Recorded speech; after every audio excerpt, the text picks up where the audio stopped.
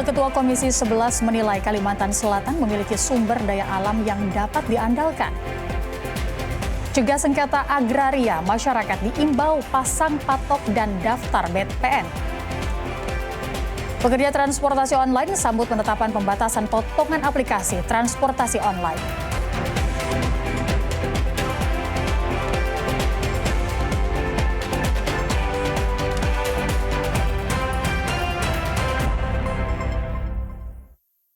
Assalamualaikum warahmatullahi wabarakatuh, selamat sore dan salam damai Banua. Anda menyaksikan Kalimantan Selatan hari ini di edisi Jumat 8 Mei 2026.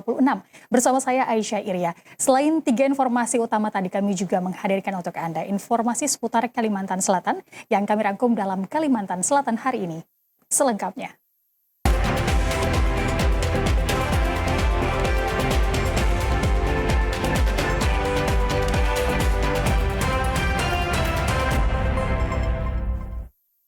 Mengawali informasi pertama di hari ini, Saudara, Wakil Ketua Komisi 11 Fauzi H. Amro menyampaikan Kalimantan Selatan memiliki nilai sumber daya alam yang dapat diandalkan untuk menjaga pertumbuhan ekonomi, seperti batu bara dan juga perkebunan besar, serta potensi alam wisata alamnya. Dalam upaya pertumbuhan ekonomi, Kalimantan Selatan dinilai Wakil Ketua Komisi 11 Fauzi H. Amro memiliki berbagai keunggulan sumber daya alam, seperti batu bara, perkebunan besar, dan wisata alam. Untuk pertambangan dan perkebunan besar seperti sawit juga dapat dikembangkan atau hilirisasi untuk mendapatkan nilai tambah ekonomi bagi masyarakat di Kalimantan Selatan. Selain itu juga Kalimantan Selatan memiliki berbagai keunggulan wisata alam yang dapat dipercantik untuk menjadi sumber pendapatan asli daerah. Wakil Ketua Komisi 11 DPR RI Fauzi H. Amro juga menyinggung pertumbuhan ekonomi Kalimantan Selatan di atas rata-rata nasional mencapai 5,6 sehingga diharapkan mampu menjaga roda perekonomian masyarakat. Semua bahwa sekarang terjadi pemotongan atau peminjaman PAD, khususnya TKD, pemotongan TKD khususnya di DBH dan di transfer daerah yang lainnya. Tapi dengan potensi sumber daya alam yang dimiliki, kearifan lokal yang dimiliki, kami yakin bahwa Provinsi Kalimantan Barat dan Kalimantan Selatan bisa menjadi garda terdepan dalam konteks pertumbuhan ekonomi yang ada di kawasan Kalimantan. Menanggapi kedatangan Komisi 11 DPR RI yang salah satunya membidangi keuangan pusat dan daerah, Gubernur Kalimantan Selatan Haji Muhyiddin berharap adanya perhatian pemerintah pusat di Kalimantan Selatan terkait dana bagi hasil atau transfer ke daerah karena sama-sama bertujuan untuk pembangunan bagi masyarakat. Hasil ini dikurangi, artinya dikurangi bukan apa, dipinjam. Nah, tahu apakah dibelikan, pinjamnya apakah ada kan? Nah, jadi mudah-mudahan kan pinjaman dari pemerintah sementara ini kembalikan. Kalau kan dikembalikan kita ini sakit saat ini. Lebih efisien. Artinya sudah efisien, lebih efisien kalau nggak dibelikan ini. Dengan reses Komisi 11 DPR RI di Kalimantan Selatan ini diharapkan semakin memperkuat pembangunan di Kalimantan Selatan. Jika sengketa lahan, masyarakat diimbau segera pasang patok dan daftar ke BPN. Hal ini dinilai efektif akan mencegah terjadinya tumpang tindih sertifikat atau klaim sepihak. Masalah tumpang tindih lahan masih menjadi salah satu pemicu utama konflik agraria di masyarakat. Guna meminimalisir resiko tumpang tindih lahan, masyarakat pemilik lahan diimbau untuk lebih proaktif dalam menjaga dan mengurus legalitas aset tanah mereka. Otoritas pertanahan di Kota Banjarbaru menekankan pentingnya 3 langkah utama bagi setiap pemilik lahan. Langkah pertama yang paling krusial adalah memastikan batas-batas tanah terpasang dengan jelas atau dilakukan pematokan. Selain menjaga fisik lahan, pemilik juga diminta untuk segera mendaftarkan bidang tanahnya ke kantor pertanahan setempat. Jika lahan sudah terpetakan secara resmi, sistem akan mendeteksi secara otomatis apabila ada pihak lain yang mencoba membuat surat atau mengukur bidang tanah yang sama. Kepala Kantor Pertanahan Kota Banjarbaru Ahmad Suhaimi mengatakan, selama ini banyak orang yang memiliki tanah tetapi tidak tahu tanahnya di mana, karena pemilik tanah tidak pernah memelihara tanahnya. apalagi memberi patok. Hal ini yang dinilai rawan untuk terjadi tumpang tindih dengan penguasaan ataupun penggarapan orang lain. Yang pertama, pastikan tanah itu dipatok, dipelihara, dijaga, dan dibangun.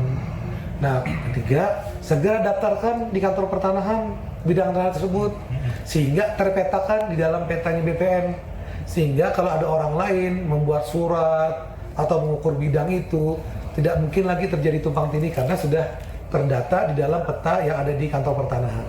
Ya, selama ini banyak orang-orang yang memiliki tanah, tetapi tidak tahu tanahnya di mana. Karena dia tidak pernah melihara tanahnya, apalagi memberi patok. Nah, ini kan rawan untuk terjadi tumpang tindih dengan penguasaan ataupun penggarapan orang lain. Diharapkan kesadaran masyarakat untuk menjaga asetnya secara fisik dan administratif dapat meningkat, sehingga potensi sengketa lahan dapat ditekan seminimal mungkin di Kota Banjarbaru. Pemerintah Kota Banjarmasin melalui Dinas Sosial mulai menyalurkan bantuan sosial triwulan kedua kepada ribuan penerima manfaat. Selain bantuan reguler berupa beras dan juga sembako, Dinas Sosial juga tengah mempercepat program rehabilitasi rumah tidak layak huni bagi 125 keluarga di Kota Banjarmasin. Memasuki triwulan kedua tahun ini, penyaluran bantuan sosial di Kota Banjarmasin mulai diterima oleh masyarakat. Tercatat sebanyak 1.790 kepala keluarga menerima bantuan reguler beras kota sebanyak 10 liter setiap bulannya.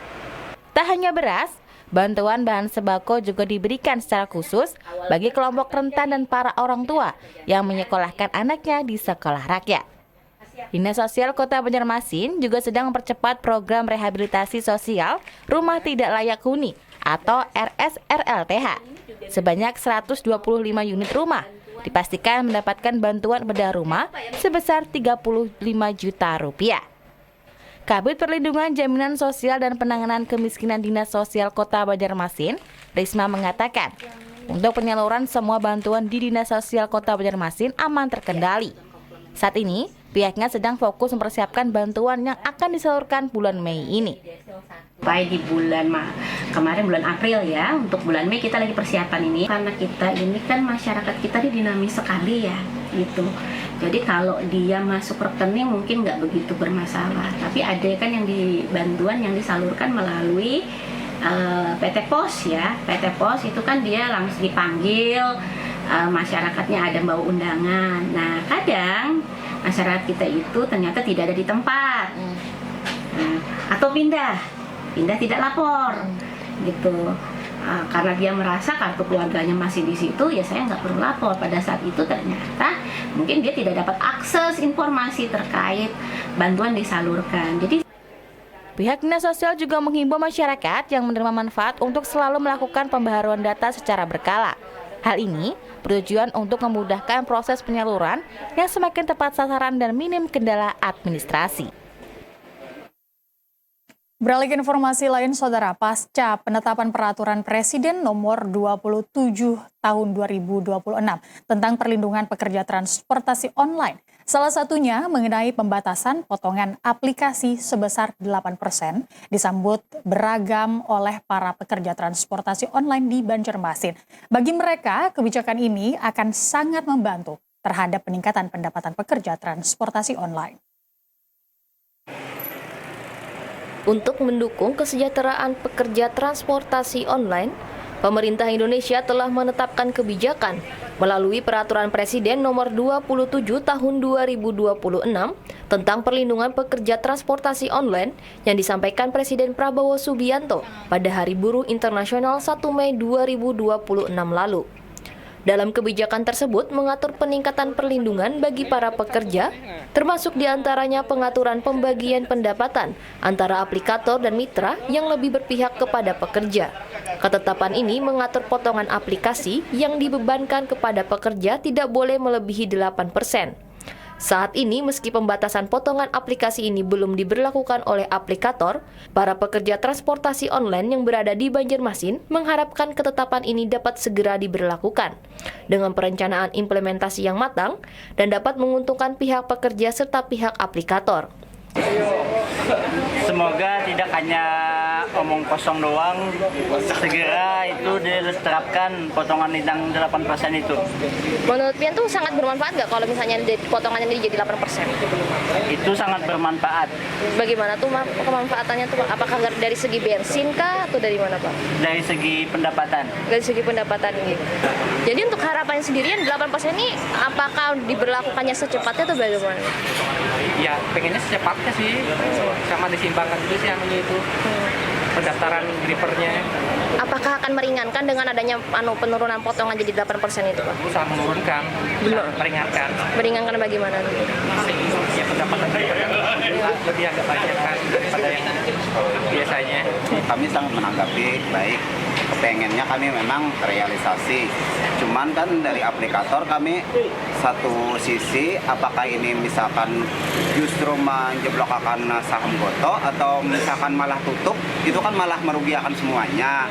Nah, jadi mana yang terbaiknya? Kalau memang misalkan memang harus 20%, kami kan jadi masalah. Tapi yang penting satu hal yang kami minta, yang 20% itu mentok 20%, jangan sampai naik lagi ke 28 atau sampai 30. Selain mengharapkan pembatasan potongan aplikasi untuk segera diberlakukan, para pekerja transportasi online juga berharap adanya perhatian dari unsur-unsur lain dalam kerjasama antara mitra dengan aplikator, seperti pembatasan pendaftaran pekerja baru dan penyesuaian harga jasa antar kurir yang lebih menguntungkan, sehingga kesejahteraan pekerja transportasi online lebih terjamin. Saudara, usai jeda kami hadirkan untuk Anda informasi mengenai demi melayani masyarakat, Gubernur meminta server ditambah di Kalimantan Selatan untuk kapasitasnya. Informasi selengkapnya sesaat lagi.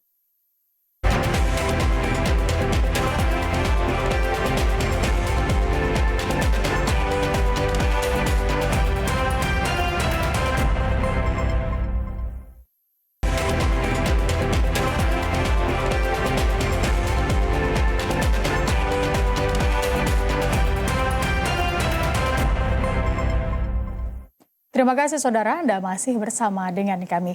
Gubernur Kalimantan Selatan meminta agar server Dinas Komunikasi dan Informatika Provinsi Kalimantan Selatan ditambah kapasitasnya guna mempercepat layanan di lingkungan pemerintah Provinsi Kalimantan Selatan. Salah satu yang menjadi perhatian Gubernur Kalimantan Selatan dalam rapat koordinasi dengan SKPD di lingkungan Provinsi Kalimantan Selatan, yakni kapasitas server layanan data dan internet yang ada di Dinas Kominfo Provinsi Kalimantan Selatan. Gubernur meminta semakin meningkatkan tuntutan penambahan dan pemanfaatan digitalisasi kapasitas server di Dinas Kominfo Provinsi Kalsel agar mampu mempercepat pelayanan kepada seluruh SKPD maupun hubungan dengan pemerintah pusat.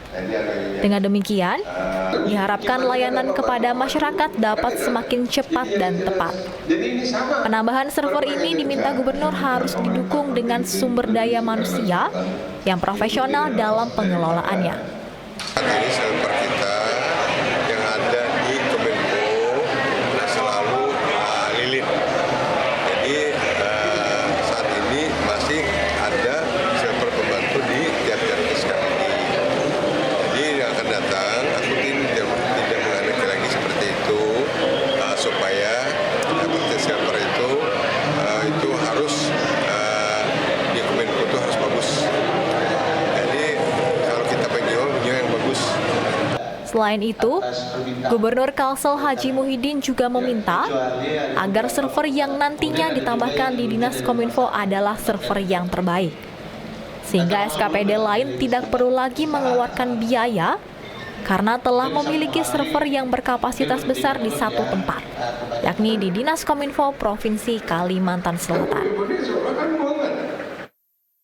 Pemerintah Kabupaten Banjar menggelar peningkatan kapasitas bidang intelijen dan kewaspadaan dini terhadap potensi gangguan keamanan dan ketertiban di daerah. Kegiatan ini difokuskan untuk memperkuat sistem deteksi dini agar potensi gangguan dapat diantisipasi sejak awal. Pemerintah Kabupaten Banjar melalui Badan Kesatuan Bangsa dan Politik menggelar peningkatan kapasitas bidang intelijen yang melibatkan berbagai unsur masyarakat. Peserta berasal dari organisasi kemasyarakatan dengan narasumber dari TNI, Polri, serta Badan Intelijen Negara. Kegiatan difokuskan untuk melibatkan elemen masyarakat agar turut berperan aktif dalam deteksi dini dan pencegahan potensi konflik di lingkungan. Berbagai potensi gangguan diantaranya hoaks yang menyebar cepat, provokasi di media sosial, hingga gesekan sosial di masyarakat yang apabila tidak diantisipasi dapat berkembang menjadi konflik.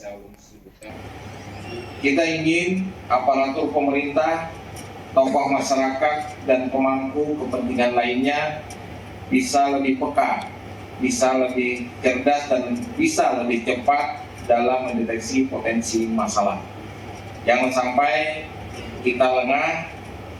Di Kabupaten Banjar ini masyarakat kita terkenal agamis dan ramah.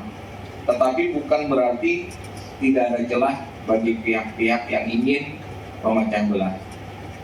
Dengan deteksi dini yang baik, kita bisa melakukan cegah dini. Dan dengan cegah dini, stabilitas daerah kita akan tetap kondusif. Melalui kegiatan ini diharapkan terbangun komunikasi yang lebih solid dan sinergis antar pemangku kepentingan dari tingkat desa hingga kabupaten untuk menjaga stabilitas dan keamanan daerah. Pemerintah daerah berharap seluruh elemen masyarakat semakin peka dan responsif dalam menjaga kondusivitas di Kabupaten Banjar. Kenaikan harga bahan bakar minyak atau BBM non-subsidi menyasar pelayanan publik Kota Banjarmasin, Dinas Lingkungan Hidup atau DLH Kota Banjarmasin. Terapkan pemasangan kuota BBM operasional pengangkutan sampah. Kebijakan ini ditempuh sebagai bentuk efisiensi untuk mengurangi beban anggaran di tengah terbatasnya kuota BBM dan kondisi armada yang sudah tua dan memerlukan peremajaan. Setelah alami 2 kali kenaikan harga bahan bakar minyak BBM non-subsidi secara signifikan, Dinas Lingkungan Hidup DLH Kota Banjarmasin, sebagai salah satu instansi pelayanan publik, terapkan pemangkasan kuota BBM operasional armada pengangkutan sampah. Kuota BBM untuk setiap unit armada awalnya 40 liter BBM jenis Dexlite, kini menjadi 25 liter per hari operasional. Pemangkasan kuota BBM operasional ditempuh sebagai bentuk efisiensi untuk mengurangi beban anggaran di tengah terbatasnya kuota BBM, serta kondisi armada yang sudah tua dan memerlukan peremajaan. Sebanyak 83 unit armada layani pengangkutan sampah di Kota Banjarmasin, dikerahkan setiap harinya, dan 2 unit lainnya masih dalam kondisi membutuhkan proses peremajaan. Selain penyesuaian kuota BBM, penyesuaian jam kerja operasional petugas kebersihan juga diatur ulang, sesuai dengan ketentuan dan peraturan serta perhitungan yang wajar untuk menyesuaikan kebutuhan di lapangan. Penyesuaian dilakukan untuk memastikan stabilitas layanan pengangkutan sampah tetap berjalan normal. Dan itu memang biaya operasional kita lumayan besar, khususnya juga BBM kan. Ya, akhirnya memang untuk menyesuaikan ya harga BBM sekarang, ya otomatis kita juga harus berhitung juga untuk kemampuan kita membiayai operasional itu. Makanya beberapa kita sesuaikan juga agar pelayanan ini tetap berjalan lancar, dan juga kita dalam penyesuaian ini memperhatikanlah apa-apa yang menjadi kebutuhan di lapangan. Sesuai dengan jumlah armada dan volume sampah di Kota Banjarmasin, DLH Kota Banjarmasin terus berupaya untuk melakukan pelayanan secara maksimal. DLH Kota Banjarmasin juga berharap adanya penambahan peremajaan armada pengangkut sampah, mengingat 60% armada yang ada saat ini berusia di atas 10 tahun, yang dapat mempengaruhi kualitas pelayanan di lapangan. Informasi dari Kabupaten Banjar, Saudara, harga minyak goreng di pasar tradisional Kabupaten Banjar mengalami kenaikan. Kondisi ini disertai dengan berkurangnya stok dan juga tidak lancarnya distribusi. Harga minyak goreng di sejumlah pasar tradisional Kabupaten Banjar terus mengalami kenaikan. Pedagang mengakui kondisi ini disertai menurunnya ketersediaan stok, serta tidak lancarnya distribusi barang. Kenaikan harga berkisar antara Rp2.000 hingga Rp4.000 per kemasan 1 liter untuk berbagai merek minyak goreng. Harganya dari yang asalnya 17-an jadi naik sampai sekarang harganya 21-an per liternya. Kalau yang minyak kita, kalau yang bermereknya dari yang kayak Bimoli 22 ribuan jadi 24. Tipis Bang, langkah ini masih banyak yang kosong. Soalnya pemakaian banyak, produksinya sedikit. Dinas Koperasi Usaha Kecil Menengah, Perdagangan dan Perindustrian Kabupaten Banjar mengimbau masyarakat untuk tidak panic buying agar stabilitas harga dan ketersediaan minyak goreng di pasar tetap terjaga. Nah, kita mengimbau, kita juga ada himbauan supaya pedagang tidak terlalu menaikkan secara signifikan ya. Di samping juga masyarakat tidak boleh panik buying istilahnya itu tidak boleh membeli secara borongan kayak gitu loh, kan kasihan warga yang lain juga. Jangan menimbun ya Bu ya? Iya, menimbun secara kecil-kecilan sama aja menimbun ya, kasihan yang masyarakat yang tidak kebagian ya. Pemerintah daerah berharap distribusi minyak goreng segera kembali normal agar kebutuhan masyarakat terpenuhi. Masyarakat diminta tetap bijak dalam berbelanja di tengah kondisi harga pasar yang terus berfluktuasi. Beberapa hari ini minyak naik kan, Jo? Saudara, menjaga daya beli masyarakat, pasar murah di Jalan Gotong Royong Banjarbaru diserbu warga. Selisih harga beberapa ribu rupiah menjadi magnet bagi warga untuk memborong sembako, utamanya minyak goreng. Beginilah suasana antrian warga saat memadati gelaran pasar murah di Jalan Gotong Royong, Kelurahan Loktabat Utara, Kota Banjarbaru. Komoditas minyak goreng, beras, dan gula pasir menjadi item yang paling banyak diburu warga karena dibanderol dengan harga yang jauh lebih miring. Warga mengaku setiap item yang dijual memiliki selisih harga hingga Rp5.000. Potongan harga ini dianggap sangat membantu anggaran dapur rumah tangga, di samping harga minyak goreng yang kian melonjak. Salah seorang warga, Sarijem dan Suginem, mengaku, meski selisih hanya beberapa ribu saja, ini sangat membantu biaya dapurnya. Apalagi harga minyak goreng yang begitu miring. Ini Bang, angsulnya 100.000, angsul 4,5. Berarti ada selisih kan dari harga pasaran? Iya, selisih 1.000. Yang anunya 800 rupiah. Tapi lumayan membantu lah. Iya. Ini untuk keperluan apa Bu? Untuk hari-hari ya, minum. Ya selisih sedikit-sedikit kan lumayan. Selisih 3.000, ya kan? 1.400, lumayan. Beli minyak sama gula. Harganya seperti apa nih Bu? Murah. Ada selisihnya? Iya, selisihnya banyak selisihnya. Di pasaran seperti apa Bu harga gula minyak nih Bu? Kalau gula 18,5. Iya. Sini tadi pernah berapa ya? Minyak Bang? Minyak kurang tahu loh minyak. Oh iya. Cuman selisihnya lumayan lah. Banyak deh. Kalau minyak banyak. Pasar murah digelar untuk memastikan masyarakat mendapatkan akses pangan dengan harga yang lebih terjangkau menjelang Hari Raya Idul Adha. Selain menawarkan harga yang terjangkau, kegiatan ini juga bertujuan untuk menjaga stabilitas daya beli masyarakat di tingkat lokal. Melihat tingginya animo masyarakat terhadap harga yang lebih ekonomis ini, warga berharap pemerintah daerah dapat memperbanyak kegiatan pasar murah dengan kuantitas stok yang lebih besar. Selanjutnya, saudara, kami ajak Anda untuk mengikuti informasi perakiraan cuaca untuk esok pada Sabtu 9 Mei 2026. Informasinya akan disampaikan oleh perakirawan Uli Mahanani dari Stasiun Meteorologi Syamsuddinor, Banjarmasin. Halo Sobat Cuaca, jumpa lagi dalam update perakiraan cuaca wilayah Kalimantan Selatan yang berlaku untuk esok hari Sabtu 9 Mei 2026. Bersama saya Uli Mahanani, perakirawan Stasiun Meteorologi Syamsuddinor, Banjarmasin. Sobat cuaca, berdasarkan perakiraan dinamika atmosfer esok hari, terdapat siklon tropis Hagupit di Samudra Pasifik, kemudian pusaran siklonik di Selat Makassar dan barat laut Pulau Kalimantan. Untuk angin pada lapisan 3000 feet di Kalimantan Selatan bertiup dari arah utara hingga timur dengan kecepatan berkisar antara 5 hingga 20 knot.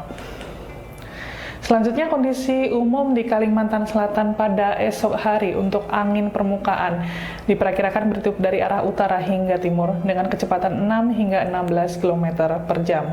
Untuk suhu udara diperkirakan berkisar antara 23 hingga 34 derajat Celcius dan nilai kelembapan antara 68 hingga 99%. Untuk perakiraan cuaca pada pagi esok hari secara umum cerah berawan di hampir seluruh wilayah Kalimantan Selatan. Pada siang hingga sore hari terdapat potensi hujan sedang yang dapat disertai kilat atau petir dan angin kencang di hampir seluruh wilayah Kalimantan Selatan. Selanjutnya, perakiraan cuaca malam hari didominasi berawan, terkecuali di wilayah tanah laut dan Kota Baru. Diperkirakan hujan dengan intensitas ringan. Kemudian untuk dini hari, kondisi cenderung berawan di seluruh wilayah kota dan kabupaten di Kalimantan Selatan. Selanjutnya kita beralih ke tinggi gelombang. Untuk esok hari, perakiraan tinggi gelombang di perairan Banjarmasin, perairan Tanah Bumbu, dan perairan Kota Baru berada pada kategori rendah, yaitu berkisar antara 0,5 hingga 1,25 meter. Sedangkan untuk di wilayah perairan Tanah Laut perlu diwaspadai dikarenakan tinggi gelombang berada dalam kategori sedang, yaitu antara 1,25 hingga 2,5 meter.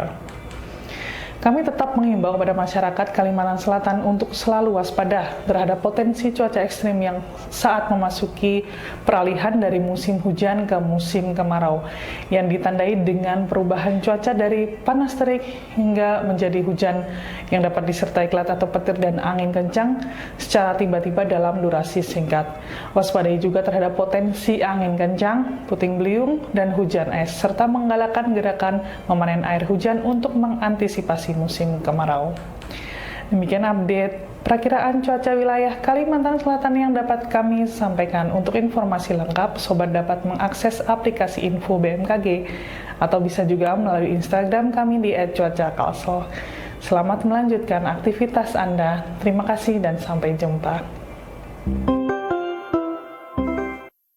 Saudara, selanjutnya kami ajak Anda untuk mengikuti informasi seputar ibadah haji tahun 2026.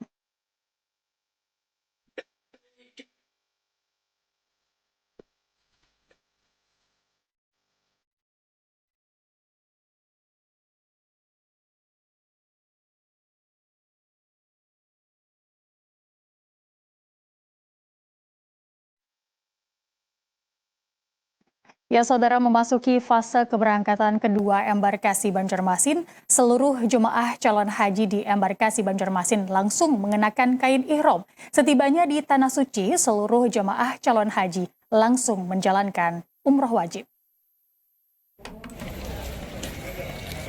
Pemberangkatan jemaah calon haji Indonesia gelombang kedua embarkasi Banjarmasin ke Tanah Suci akan dimulai dari jemaah calon haji asal Banjarbaru dan Kabupaten Banjar yang tergabung ke dalam kloter 10.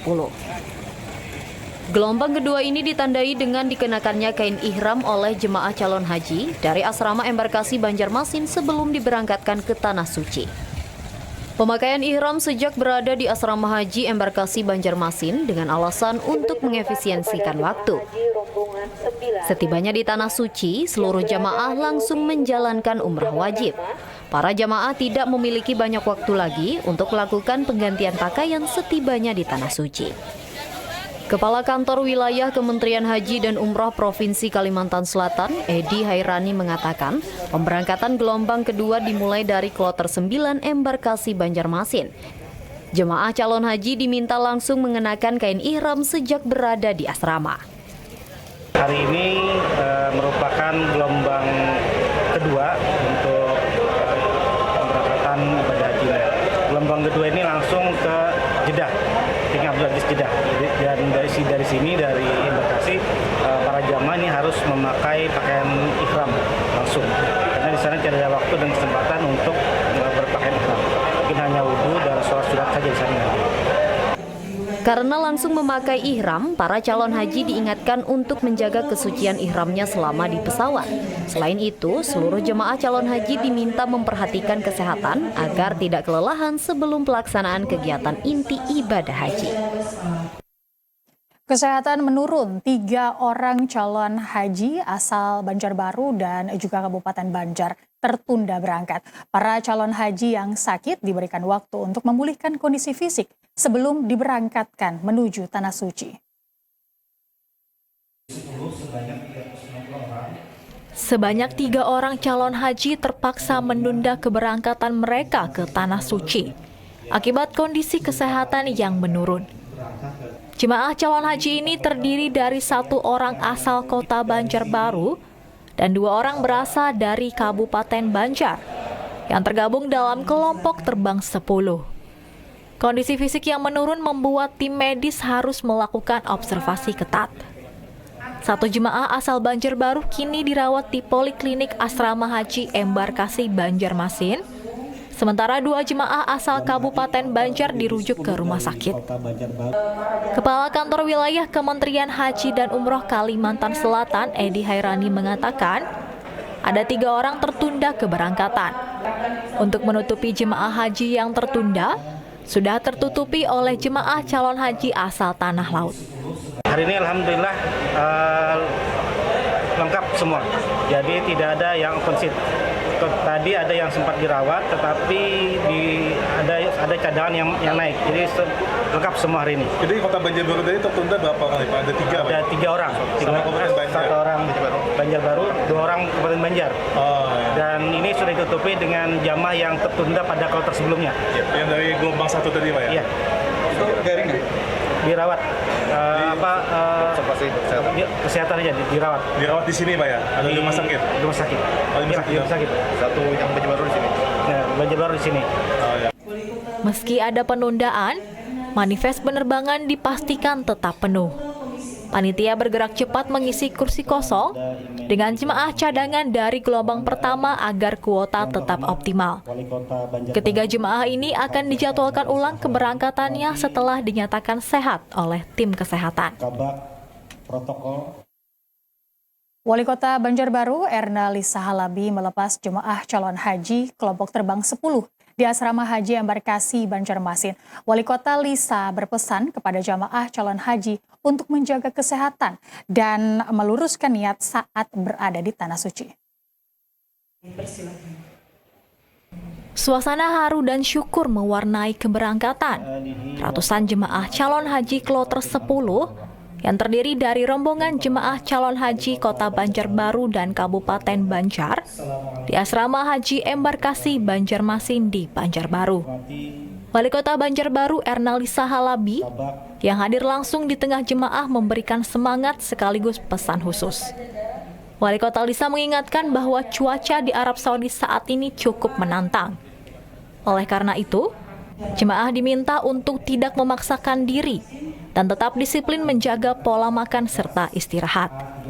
Selain kesehatan fisik, Lisa juga menitip pesan agar para jemaah senantiasa meluruskan niat semata-mata untuk ibadah serta menjaga nama baik daerah selama berada di Tanah Suci. Ini adalah kita meluruskan niat untuk beribadah semata-mata karena Allah Subhanahu wa taala, dan tentunya saat dalam perjalanan juga supaya menjaga kekompakan, supaya para jamaah bisa mematuhi segala aturan dan apa yang menjadi aturan dari pendamping bisa diikuti. Dan tentunya yang wajib diperhatikan adalah apabila jamaah merasa kurang fit, kurang ini, agar bisa melaporkan kepada petugas. Ya, karena tadi kita sudah di awal tadi kita komunikasikan bahwa untuk yang para lansia agar benar-benar untuk didampingi. Ya. Total ada 360 jemaah calon haji yang diberangkatkan langsung ke Jeddah, asal Kota Banjarbaru dan Kabupaten Banjar. Setelah prosesi pelepasan, para jemaah langsung diarahkan menuju bus untuk keberangkatan menuju Bandara Syamsuddin Nur. Pemerintah Kabupaten Hulu Sungai Utara bersama Kantor Kementerian Haji dan Umroh Kabupaten Hulu Sungai Utara melepas jemaah calon haji kloter 11 di Masjid Raya At-Taqwa Amuntai. Sebanyak 353 jemaah calon haji diberangkatkan menuju asrama haji embarkasi Banjarmasin di Banjarbaru. Jamaah calon haji asal Kabupaten Hulu Sungai Utara dilepas Bupati Hulu Sungai Utara bersama Kepala Kantor Kementerian Haji dan Umrah Kabupaten Hulu Sungai Utara. Pada tahun ini, kelompok terbang 2 terdiri dari 353 jamaah calon haji, 153 jamaah laki-laki, dan 200 jamaah perempuan. Calon haji termuda tercatat berusia 18 tahun dan tertua berusia 82 tahun. Usai salat asar, ratusan jemaah calon haji kemudian diberangkatkan menuju asrama haji embarkasi Banjarmasin di Banjarbaru. Kepala Kantor Kementerian Haji dan Umrah Kabupaten Hulu Sungai Utara, Hafizi, menyampaikan keberangkatan jemaah menuju embarkasi Banjarmasin menggunakan 9 unit bus dan 2 unit minibus. Dalam perjalanan, rombongan jamaah akan beristirahat di rantau Kabupaten Tapin untuk melaksanakan jamak takhir salat maghrib dan isya sebelum melanjutkan perjalanan menuju asrama haji. Berangkatan kloter 11 embarkasi Banjarmasin dari Kabupaten Hulu Sungai Utara ini berangkat, ada 9 bis menuju embarkasi dan 2 hais. Bupati Hulu Sungai Utara, Sahrujani, menyampaikan rasa haru dengan antusiasme masyarakat yang tumpah ruah mengantarkan keluarga jamaah calon haji. Ia juga berharap seluruh jamaah calon haji dapat kembali ke tanah air dalam keadaan sehat dan lengkap seperti saat keberangkatan. Tadi seperti sambutan kami di acara pelepasan, jemaah haji menjaga kekompakan, menjaga kesehatan, membawa nama daerah dan mendoakan daerah Hulu Sungai Utara agar visi misi kami dengan Pak Iwan bisa tercapai. Hari ini kami dengan masyarakat yang tumpah ruah mengantar jamaah dan mendoakan juga mudah-mudahan jamaah kembali sehat dan kembali utuh seperti keberangkatan. Pelepasan jamaah calon haji kloter 11 ini menjadi momen penuh haru bagi keluarga dan masyarakat Hulu Sungai Utara. Dengan iringan doa dan dukungan dari berbagai pihak, para jamaah diharapkan dapat menjalankan ibadah haji dengan lancar, serta kembali ke daerah dalam keadaan sehat dan selamat.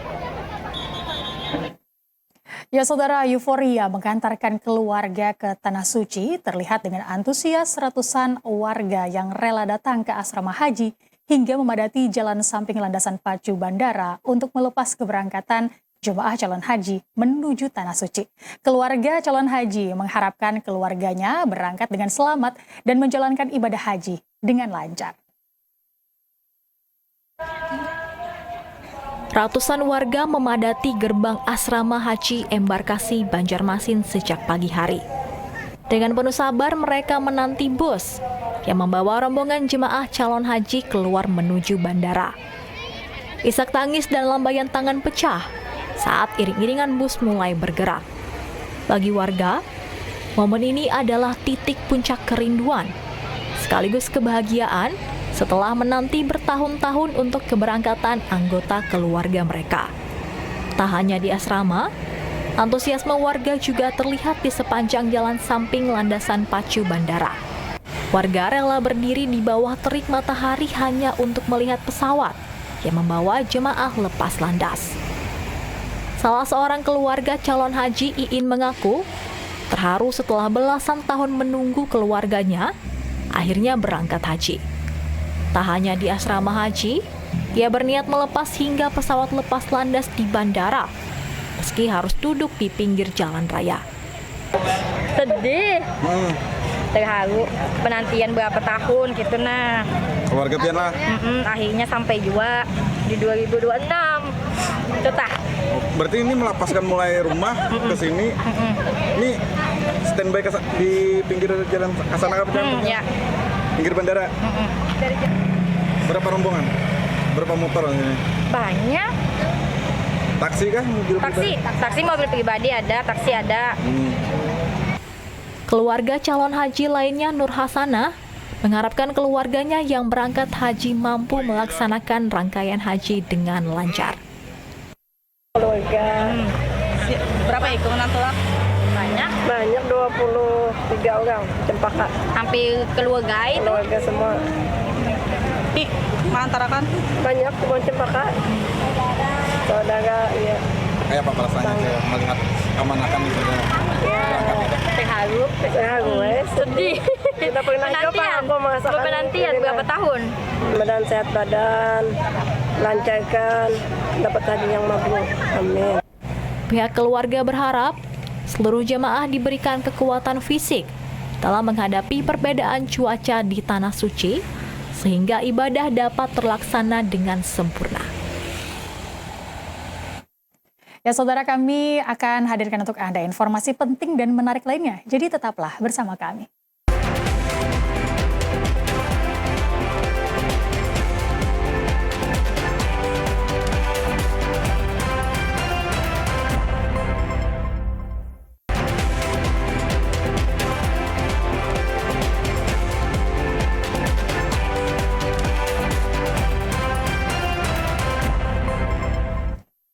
Terima kasih saudara, Anda masih bersama dengan kami. Sebagai upaya memperbaiki kualitas pendidikan di Kabupaten Tapin, pemerintah daerah menyiapkan anggaran sebesar 20 miliar rupiah untuk memperbaiki bangunan sekolah yang rusak.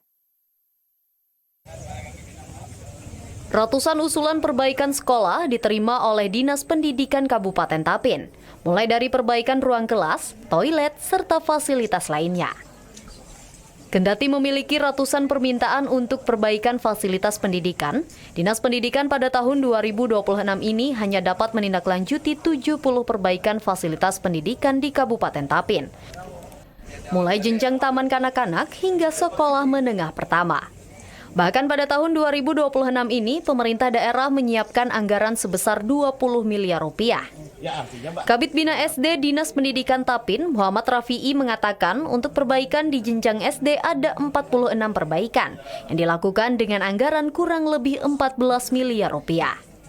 Untuk tahun ini, untuk jenjang sekolah dasar itu mendapatkan alokasi macam-macam kegiatan sarana prasarana itu sejumlah sebesar 46 paket.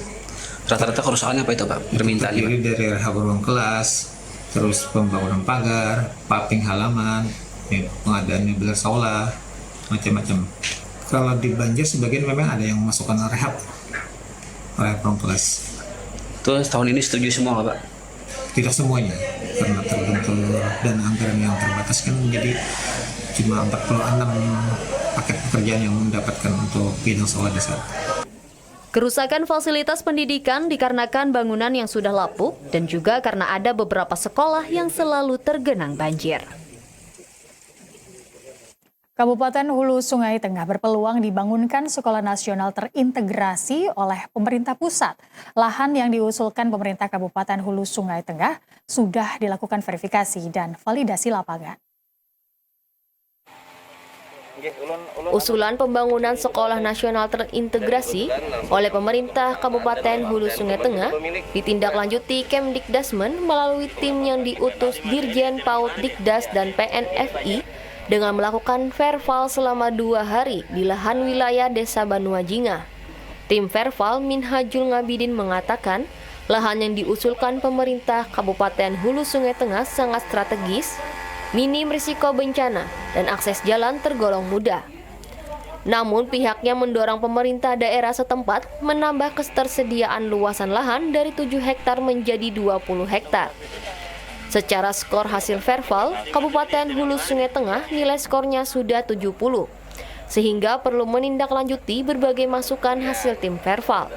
Sementara itu, Sekretaris Daerah Hulu Sungai Tengah, Muhammad Yani, berkomitmen akan mempersiapkan lahan sesuai syarat. Lokasi yang diusulkan itu cukup strategis, dari sisi lahannya sangat memadai, tidak ada kendala, tidak ada potensi resiko seperti longsor, banjir, dan lain sebagainya. Nah, dari hasil verifikasi kami, skor sudah mencapai 70-an ya, artinya tinggal mengepus lagi beberapa catatan tadi sedemikian hingga nanti bisa lolos untuk di Kabupaten Hulu Sungai Tengah ini bisa dibangun di tahun pertama ini. Ya, kita akan mempersiapkan karena kebutuhannya kan 20 hektar ya. Jadi yang ada kita masih sekitar 8 hektar di kawasan Tuhuran ya. Kita akan usahakan untuk jadi sekolah terintegrasi dalam satu kawasan. Berdasarkan data paparan Direktorat Sekolah Dasar, pada tahun 2026 ini ditargetkan ada 100 pembangunan sekolah terintegrasi dan sudah ada 125 Pemda yang mengusulkan. Untuk di Provinsi Kalimantan Selatan, hanya Kabupaten Hulu Sungai Tengah dan Kabupaten Barito Kuala yang dilakukan verifikasi dan validasi calon sasaran Sekolah Nasional Terintegrasi tahap 1 tahun 2026. Ya saudara, setelah melewati tahapan seleksi ketat selama 4 hari di BPS DMP Ambulung, 6 putra dan putri terbaik Banua berhasil melaju ke seleksi calon pengibar bendera pusaka tingkat nasional. Mewakili Kalimantan Selatan, 1 diantaranya siswa kelas 10 SMAN 7 Banjarmasin, Inyoman Harya. Perasaan haru menahan air mata dirasakan Safaatan Makfirah asal kota Banjarbaru saat namanya disebut sebagai calon paskibraka asal Kalimantan Selatan yang akan mewakili Kalimantan Selatan di seleksi calon pengibar bendera pusaka tingkat nasional. Tak hanya Safa, rasa haru dan bangga juga terlihat dari siswa kelas 10 asal sekolah SMAN 7 Banjarmasin, Inyoman Harya asal kota Banjarmasin. Persiapan matang yang telah ia lakukan sebelum seleksi di tingkat kota hingga provinsi membuahkan hasil dan akan kembali memaksimalkan perjuangan pada seleksi calon pengibar bendera pusaka tingkat nasional.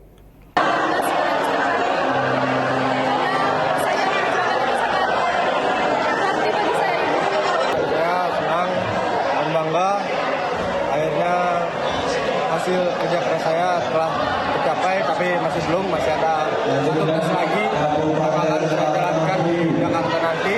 Jadi saya akan terus berjuang untuk mewakili nama Kalimantan Selatan. Direktur Pengkajian dan Implementasi Pembinaan Ideologi Pancasila Badan Pembinaan Ideologi Pancasila Yakob KM mengatakan, dari penilaian BPIP atas seleksi ketat yang dilaksanakan selama 4 hari telah menghasilkan putra-putri terbaik yang akan mewakili Kalimantan Selatan dalam seleksi calon pengibar bendera pusaka tingkat nasional. Ia berharap nantinya Kalimantan Selatan dalam seleksi pusat mendapatkan hasil terbaik dengan potensi yang dimiliki Capaska. Lihat kansnya sangat besar karena ini terpilih nanti dari 6 terpilih ini 2 kita pasti mengikuti itu, tapi persoalannya bukan hanya 2 saja yang kita berikan ke pemerintah pusat, kepada Pancasila untuk bisa menyeleksi kembali, tapi bagaimana kita bersaing bergengsi lagi untuk bisa menjadi satuan utama dari pengibar bendera ini. Asisten 1 Bidang Pemerintahan dan Kesejahteraan Rakyat Setdaprov Kalimantan Selatan Galuh Tantri Narindra menyatakan rasa bangganya dan menitipkan harapan kepada putra-putri terpilih untuk membawa nama harum Banua di kancah nasional. Pesan saya dalam proses seleksi nanti nasional harumkan nama Kalimantan Selatan sehingga nanti bisa menularkan ilmu-ilmu sebagai paskibraka. Sebelumnya, putra-putri terbaik utusan dari 13 kabupaten kota mengikuti seleksi calon pengibar bendera pusaka tingkat provinsi dan nasional yang dilaksanakan Kesbangpol Provinsi di BPS DMP Ambulung selama 4 hari, dengan seleksi ketat di bidang TIU, TWK, kesamaptaan, kesehatan, parade, bakat hingga kepribadian. 3 putra-putri terbaik yang lolos untuk kembali mengikuti seleksi tingkat nasional, yakni Inyoman Harya, Banjarmasin, Prawira Abi Kabupaten Banjar, Prima Yuda Kabupaten Tanah Bumbu, Kwenesa Barito Kuala, Siti Nur Adila Kabupaten Banjar, dan Safaatan Makfirah asal kota Banjarbaru. Selanjutnya, saudara kami ajak Anda untuk mengikuti laporan informasi lalu lintas dari 13 kabupaten kota di Kalimantan Selatan. Kerjasama TVRI dengan Direktorat Lalu Lintas Polda Kalimantan Selatan. Dan laporan hari ini disampaikan oleh Bribda Natalia dari Satlantas Polres Hulu Sungai Selatan. Baik, terima kasih. Bersama saya Bribda Natalia dari Satuan Lalu Lintas Polres Hulu Sungai Selatan. Pada hari ini, Selasa 8 Mei 2026, saat ini saya sedang berada di Jalan Jenderal Sudirman, tepatnya di depan Mako Polres Hulu Sungai Selatan. melaporkan untuk situasi arus lalu lintas. Saat ini terpantau ramai lancar dari arah Banjarmasin menuju ke hulu sungai maupun dari arah hulu sungai menuju Banjarmasin. Dan kami juga informasikan untuk data pelanggaran lalu lintas yang berhasil tercapture etle, ada 20 pelanggaran yang tervalidasi, yang dimana didominasi oleh pelanggaran tidak menggunakan helm dan tidak menggunakan sabuk pengaman. Dan untuk data kecelakaan lalu lintas, menurut data IRSMS dalam 1 minggu ini, bahwa tidak ada terjadinya kecelakaan lalu lintas di wilayah hukum Polres Hulu Sungai Selatan. Oleh karena itu, kami menghimbau kepada seluruh pengguna jalan agar selalu berhati-hati dan mematuhi rambu-rambu lalu lintas, serta lengkapi surat-surat kendaraan Anda. Bagi pengguna roda 2, agar selalu memakai helm SNI milik Anda dan mengaitkannya hingga berbunyi klik. Dan bagi pengguna roda 4, agar selalu memakai safety belt atau sabuk pengaman Anda. Terima kasih, Polantas Banua, presisi, modern, dekat, dan bersahabat. Saudara, ratusan pelajar SMP se-Kabupaten Tapin mengikuti seleksi Olimpiade Olahraga Siswa Nasional atau O2SN tingkat Kabupaten Tapin. Ada 4 cabang olahraga yang dilakukan seleksi. Menjelang pelaksanaan Olimpiade Olahraga Siswa Nasional, Panitia O2SN Kabupaten Tapin lakukan seleksi kepada ratusan siswa SMP se-Kabupaten Tapin. Ada 4 cabang olahraga yang akan dilombakan, yakni atletik, bulu tangkis, pencaksilat, dan panjat tebing. Para peserta merupakan perwakilan terbaik dari masing-masing sekolah yang telah melalui proses seleksi di tingkat satuan pendidikan. Pada tahun 2026 ini, pihak panitia menargetkan O2SN Kabupaten Tapin dapat masuk 3 besar seprovinsi Kalimantan Selatan. Hal ini dikarenakan pada tahun lalu hanya dapat puas di peringkat 6. Koordinator seleksi Didi Wahyudi mengatakan, ada 200 siswa yang mengikuti seleksi dan yang terbaik akan mewakili Kabupaten Tapin di tingkat Provinsi Kalimantan Selatan.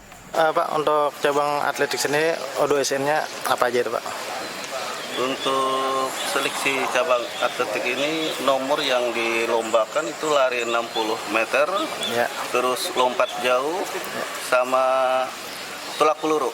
Oh, jadi ada berapa atlet, Pak, yang untuk pesertanya, untuk laki-lakinya ada 12 SMP yang mengirim. Ya. Terus untuk perempuannya ada 7.